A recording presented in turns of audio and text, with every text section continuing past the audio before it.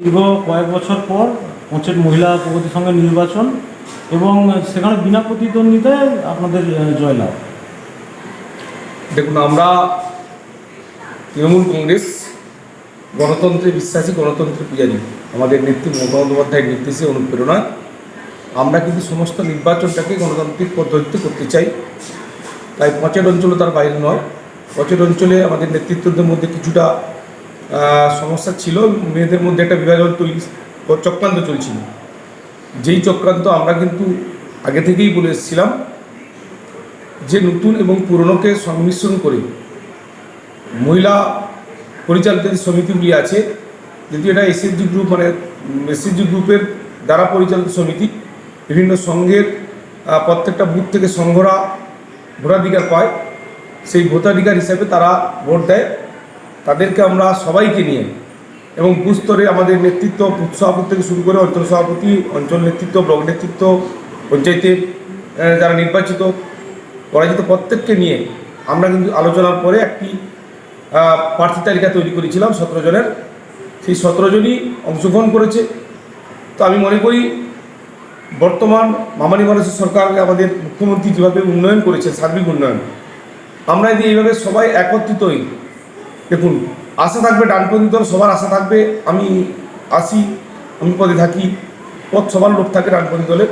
কিন্তু আমাদের ভাবতে হবে যারা আমরা বরাবর বসে আছি, আবার নতুনদের যদি সুযোগ না দিই তাহলে নতুনরা তো উঠবে না। তাহলে সেখানেও আমরা সংঘের ক্ষেত্রে আমরা নতুন এবং পুরনো সংমিশ্রণে একটি প্রার্থী তালিকা করেছিলাম এবং তারাই আজকে নির্বাচনে অংশগ্রহণ করেছিলেন। বিরোধীরা সেখানে স্থান পায়নি, তারা সুযোগই পায়নি প্রার্থী দেওয়ার। মোট আসন সংখ্যা কত এবং ভোটার সংখ্যা কত হয়েছে? আমার প্রার্থী সংখ্যা মানে হচ্ছে 17 জন। টোটাল ভোটার ছিল মনে হয় গ্রুপ 400 গ্রুপে টোটাল প্রায় কাছাকাছি 6000-এর মতো ভোটার ছিল।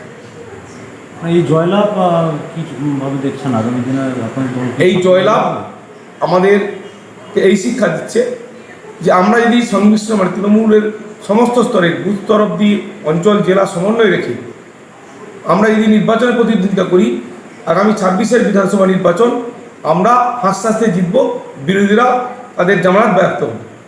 কর্মীদের জন্য আপনার কী বার্তা থাকবে? কর্মীদের কাছে এই বার্তাই দিতে চাইছি যে আমরা সবাই তৃণমূল কংগ্রেস করি, আমাদের প্রতি জোড়াফুল আমাদের নেত্রী মমতা বন্দ্যোপাধ্যায়, আমাদের নেতা অভিষেক বন্দ্যোপাধ্যায়, এর বাইরে কেউ নয়। আমরা যে যাই বলি না কেন, আমরা নিচু স্তলায় কর্মীরা যদি একত্রিত হয়ে আমরা ব্লক অঞ্চল সবাই মিলে যদি আমরা লড়াই করি, আমাদের কাছে জেতাটা কোনো ব্যাপার নয়। এবং আমরা 2026-এর বিধানসভা নির্বাচনে বিরোধীরা যেভাবে বিভিন্ন ধরনের কথা বলছে, কিন্তু আমাদের মামাটি মানুষের নেত্রী সার্বিক প্রকল্পের মধ্য দিয়ে মানুষকে যেভাবে তিনি সমস্ত অভাব অভিযোগ মেটানোর চেষ্টা করছেন, আজকে কেন্দ্রের বঞ্চনার প্রতিবাদে আজকে কেন্দ্র যেভাবে 100 দিনের কাজের টাকা বাংলাকে বঞ্চনা করছে, বাংলার মানুষের গরিব মানুষের মাথার ছাদ কেড়ে নিচ্ছে, আবার তারপরেও তা সত্ত্বেও তার আক্রোশ মিটছে না। বিজেপি শাসিত রাজ্যগুলিকে বাঙালির উপর অত্যাচার করা হচ্ছে। তাই আজকে বাঙালি যেন ভারতবর্ষের কাছে একটা বোঝা দাঁড়াচ্ছে, বিজেপি সেটা তৈরি করতে চাইছে। কিন্তু বাঙালি সারা ভারতবর্ষকে পথ দেখায় এবং আমাদের নেত্রী এখন সর্বভারতীয় নেত্রী হিসাবে তিনি পরিণত হচ্ছেন সারা বিশ্বের কাছে। তিনি কিন্তু একজন নেত্রী হিসাবে, জনদলীয় নেত্রী হিসাবে কিন্তু পরিণত হয়েছেন। সেই জন্য বিরোধীরা মানে কেন্দ্রে বিজেপি সরকার থাকার পরে তারা স্বৈরাচারী চালাতে যাচ্ছেন বাংলার উপরে, কিন্তু বাংলার মানুষকে পারবে না। বাংলার নেত্রী মমতা বন্দ্যোপাধ্যায়, তার নেতা অভিষেক বন্দ্যোপাধ্যায়। দীর্ঘদিনাটি পুরনো পরিচালনা কমিটি ছিল, সেটা আবার নতুন করে নির্বাচন হবে, মানে এক্ষেত্রে কি কাজের দিক দিয়ে সমস্যা দেখা দেবে না? আমরা পুরনো নতুন যারা পুরনো ছিল তাদের মধ্যে অনেকে বিভিন্ন স্থায়ী মানে একটা হলেও ভাতা সিস্টেমে তারা নিযুক্ত হয়েছে। তাদেরকে আমরা অন্য কাজে সে যাচ্ছে, যেমন কেউ পানি মিত্রে গেছে, কেউ আবার রেলওয়ে অফিসে করে একটা অস্থায়ী কর্মী হিসাবে পারমানেন্ট বেতন পাচ্ছেন, কেউ ডেঙ্গুর সঙ্গে আছেন। তাদেরকে আমরা এই গ্রুপ থেকে সঙ্গের নেত্রী থেকে বের করে অবসর নিয়ে আমরা নতুন কিছু জনকে সংযুক্ত করেছি। পুরনো নতুনের সংযোগের মাধ্যমে আমরা এগিয়ে নিতে দিয়েছি। আমার নাম মানস পটাস্তু ব্লক তৃণমূল কংগ্রেসের সভাপতি। নমিনেশন ছিল, আমরা বিনা প্রতিদ্বন্দ্বিতায় প্রগতি সংঘের নির্বাচনে তৃণমূল কংগ্রেস সমস্ত সিটে বিপুল ভোটে জয়লাভ করেছে। তাই জয়যুক্ত প্রার্থীদের আমরা অঞ্চল তৃণমূল কংগ্রেসের পক্ষ থেকে অভিনন্দন জানানো হচ্ছে। সঙ্গে সঙ্গে 21শে জুলাই ধর্মতলায় যাওয়ার জন্য প্রত্যেক তৃণমূল কংগ্রেসকে বার্তা দেওয়া হচ্ছে।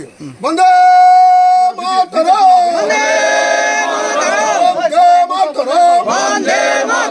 জাতীয় সংসদ নির্বাচনে বিনা প্রতিদ্বন্দ্বিতায় জিতল কে? বিনা প্রতিদ্বন্দ্বিতায় জিতল কে? বন্দে মাতরম! বন্দে মাতরম! বন্দে মাতরম! এরপর এই সঙ্গে থেকে নতুন নির্বাচিত শ্রীমা পাহাড়ি আপনাদের দু একটি কথা বলছেন। আমরা পঞ্চায়েত প্রগতি সংঘ সমবায় সমিতি লিমিটেডের পক্ষ থেকে আমরা বিনা প্রতিদ্বন্দ্বিতায় 17 জন তৃণমূল কংগ্রেসের পক্ষ থেকে জয়লাভ করলাম। সবাইকে ধন্যবাদ, দলের সমস্ত নেতৃত্বের ধন্যবাদ এবং সংঘের সমবায়ের সমস্ত নেতৃত্বের ভোটারদের ধন্যবাদ।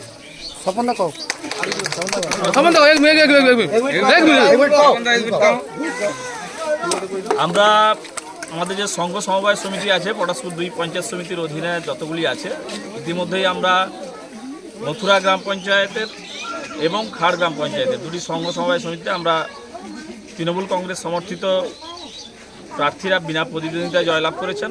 ভোট গঠন হয়েছে। আজকে আমাদের পঞ্চায়েত গ্রাম পঞ্চায়েতের পঞ্চায়েত প্রগতি সংঘ সমবায় সমিতির আজকের নির্বাচন সম্পন্ন হলো। বিনা প্রতিদ্বন্দ্বিতায় আমাদের মনোনীত প্রার্থীরা জয়লাভ করেছেন। আমি সমস্ত সংঘের মাদের বোনেদের প্রত্যেককেই আমি শ্রদ্ধা এবং শুভেচ্ছা জ্ঞাপন করব যে তারা মা মাটির মানুষের মুখ্যমন্ত্রী মমতা বন্দ্যোপাধ্যায়ের যে আদর্শ এবং মমতা বন্দ্যোপাধ্যায়ের যে অনুপ্রেরণা আনন্দধারা, সেই স্বপ্নের আনন্দধারার যে এই যে সংঘ, সেই সংঘে আমাদের প্রতিনিধিরা বিনা প্রতিদ্বন্দ্বিতায় জয়লাভ করেছেন। আমি তাদের সবাইকে অসংখ্য ধন্যবাদ জানাবো। এলাকার সর্বস্তরের সংঘের মা বোনদের আমি ধন্যবাদ জানিয়ে আগামী দিনে এই সংঘের পথ চলা আরও সুন্দর হোক এই আশা রেখেই আমি সবাইকে নতুন করে শুরু করার জন্য আহ্বান জানাবো সবাইকে।